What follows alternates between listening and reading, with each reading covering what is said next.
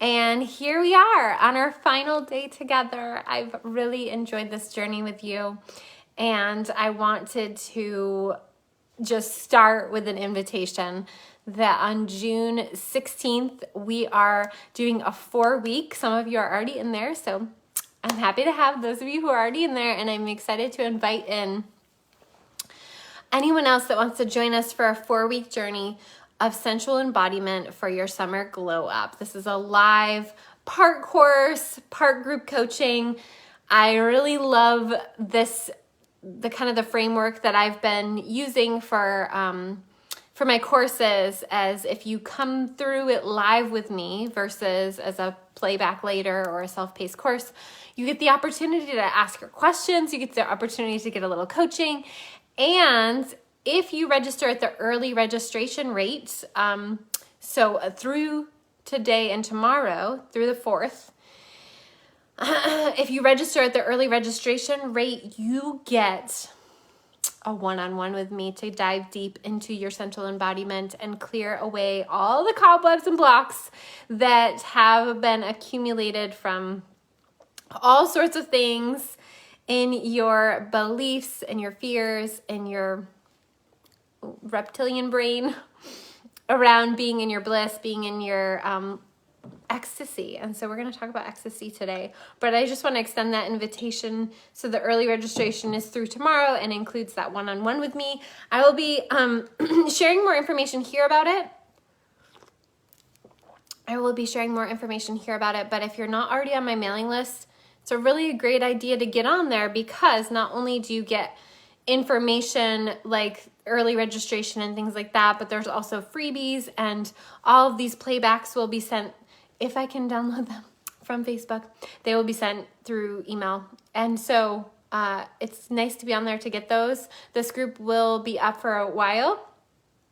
Originally said through June, and I'm not going to do that just because I know for myself, if I know like a month sounds like a long time, but I'm doing it just through June 16th, because not only will we start that journey then, but also because for me, I know that if I know a course is only up or a freebie's only up for a certain amount of time, I actually do it as opposed to putting it off till later and then never doing it. So that's what's happening. It will be available on here until June 16th. So if you missed any of these calls or you want to rewatch them, they'll be here till then. So happy Friday. And today we're going to be talking about ecstasy, and it's a really important piece of the Shakti work, like probably the most important, because life is meant to be ecstatic. Life is meant to be blissful. And sure, of course, it's not always going to feel that way. It's not always going to be that way. But the thing about ecstasy is it's anything outside of the kind of norm, numb state of the world, right? And so because of that, then ecstasy is all Shakti, because it's awakening, it's activating, it's illuminating, it's confronting. It's all of those things. Ecstasy is just anything that's outside of the numb state, the quote-unquote normal state. And the normal state is dumb, it's boring, it's stupid, and this is why people do drugs. And I have a secret, which I think some of you already know, that you can get to these ecstatic states without any kind of substance. It's a magical miracle, and I know some of you know this. And my work is all about bringing more of those states in your daily realm, in your daily world. We talked about Tantra is about presence and about being with. And it's also about being stretched. And when we're stretched and when we're opening and when we're expanding, we're naturally inviting in ecstatic states. It doesn't mean that some of those ecstatic states aren't frightening, aren't scary, aren't sometimes painful, but they're ecstatic. And this is why it can be confusing for people, right? It's a confusing thing to kind of make sense of in the logical brain, but you know this in your body. You know this in your body if you've been through experiences that terrify you, frighten you, scare you, put you in a really uncomfortable place, but then you feel amazing, totally high-flying disc energy. This is what we're talking about.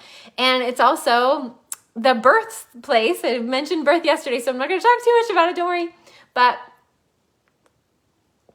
if you've gone through the birth process, especially if you've done so without any medication, you know it's a very ecstatic place to be. It is high on life, like that high flying disc. You're on it, right?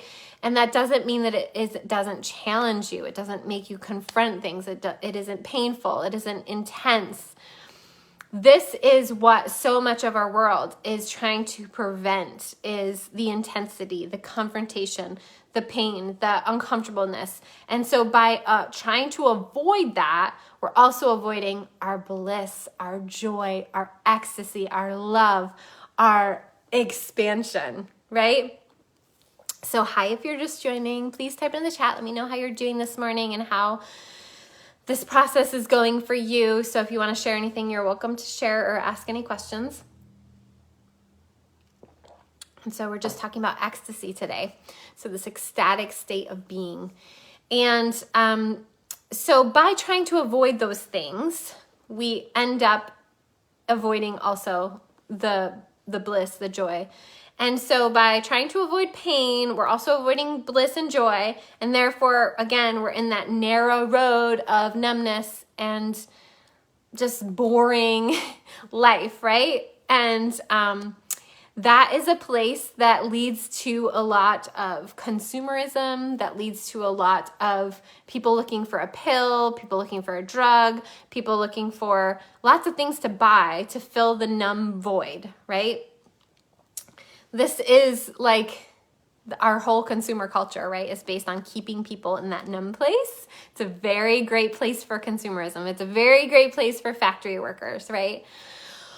But we know there's more. We know that there's more. We've experienced more. We want more. We want more. And you're only really here if you want more. So welcome to the wanting more place. And by just inviting in that more, we're naturally shaken out of that numb state. One of the ways that we know that we've been conditioned to kind of stay out of that ecstatic state is, do you all know this little fun fact? That women have a clitoris. And the clitoris or clitoris is this tiny little pea-sized thing, right? That hopefully you know what I'm talking about. I'm guessing if you're here, you do. That creates so much pleasure, like its only purpose is pleasure, bliss, ecstatic state, right? Did you know that it wasn't until 2000, the year 2005, that the clitoris was put in anatomical text? Now, in our modern world, it took until the year 2005 for them to include in the medical text of anatomical structures and features. It took to the year 2005 to include the pleasure button, the end-all be-all of pleasure that creates pleasure not just for a woman, but for whoever she is in sexual contact with, sensual contact with. The woman, the feminine feature of bliss, ecstasy, joy, embodiment amplifies and ripples out more ecstasy, bliss, pleasure for the world, right? And it's an interesting place to be in because it's been left out of anatomical texts and conversations and even sex education. Now I think they're including it. I asked my daughter, so it depends where they go to school, but certainly when I was in high school, it wasn't talked about, right? And so it's interesting that something that causes a woman so much pleasure is left out of anatomical text, and yet, that middle road, that numb road, that bliss, that ecstatic state is left out of our physical world, our embodiment, And yet it's very much contained in keeping people at a lower state consciousness through women's pleasure being used to not necessarily seduce, but keep a certain consciousness level through the porn industry. And I am not against the porn industry. I am for pleasure activism. And what I know to be true is that it's a slippery slope.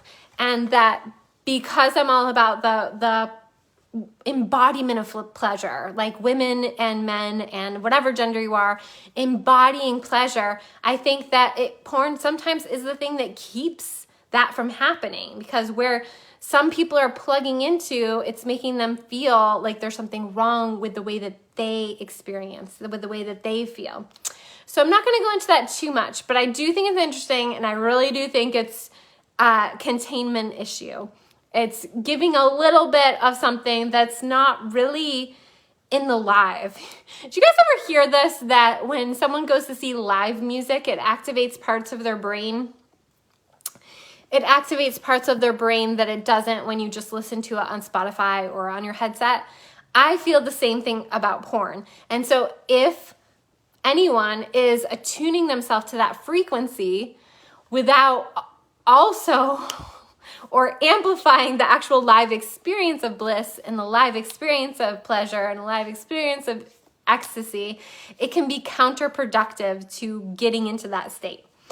So just some things to keep in mind. But when we're thinking about this embodiment of ecstasy, typically what we notice, and this is not for everyone, but typically what we notice, and this is especially true for women, is that there is a fear in expressing pleasure, bliss, or ecstasy, or even the energy of celebration, because what will the people around me think? In an intimate situation, what will my intimate partner think if I'm making lots of noise or I'm really enjoying myself? This can even go into enjoying food. And this is where, when I'm talking, don't want to keep going back to porn, but it's very clear that there's some crossed wires around just pleasure being used to feed a man, or being used to feed the old paradigm, the old patriarchal paradigm, versus that energy being, right, like the give and take, and the both being in those ecstatic states, and not just the kind of hyper focus on a woman in her pleasure. And I feel like that's the reason, part of the reason why it's harder for women to enjoy themselves. So if you're ever out at a restaurant and you're like, oh my gosh, this is so good, and you're just like enjoying it. I think I noticed this because of my triple Leo energy, and I can be kind of loud, right? And so I'll notice, oh my gosh, like, oops, like I should tone down my pleasure, right? Like it's too much, and it's attracting the type of attention that I don't want, right?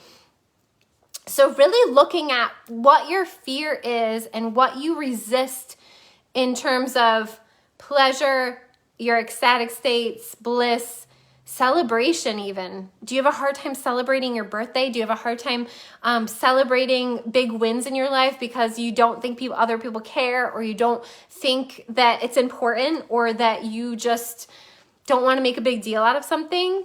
That is you blocking bliss. That's you blocking pleasure. So really look at that. What are you blocking currently in your life around bliss, pleasure, ecstasy? I already said that. Celebration. Because this is going to have so much to do with staying in that normal, numb road. If you don't want to stay there and you want more, you have to start to acknowledge what your blocks are to more ecstasy. Because if you can't hold and be with and expand into the ecstasy, you're not going to be given more things to be ecstatic about. So type it in the chat. I know there's only a couple of you here. Type it in the chat. Let me know if this makes sense, or if you're watching the replay, let me know if you're following, if it makes sense.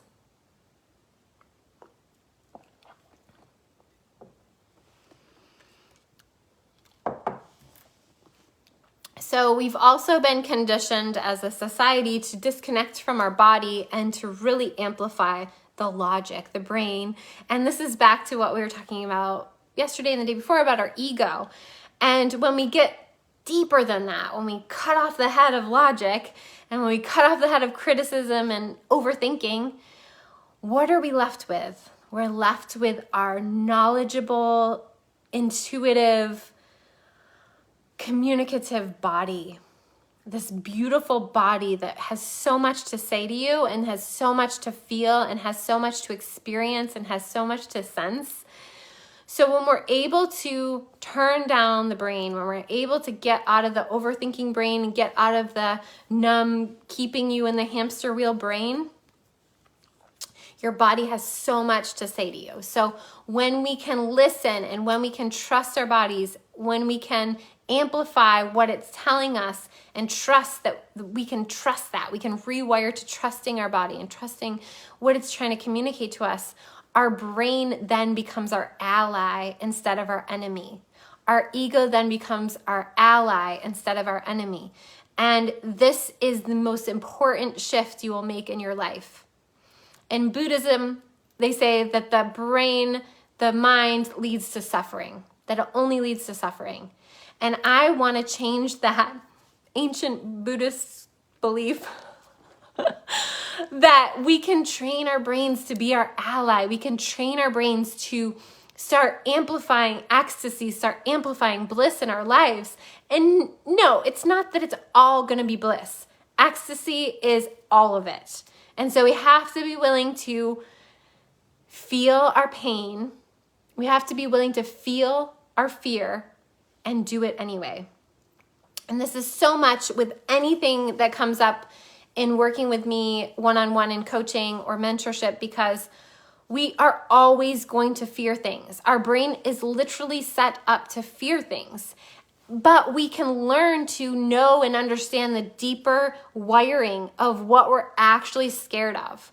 And we can look at it and we can say, oh, honey, baby, you're going to be okay. And I know you're going to be scared, but we're going to do it anyway.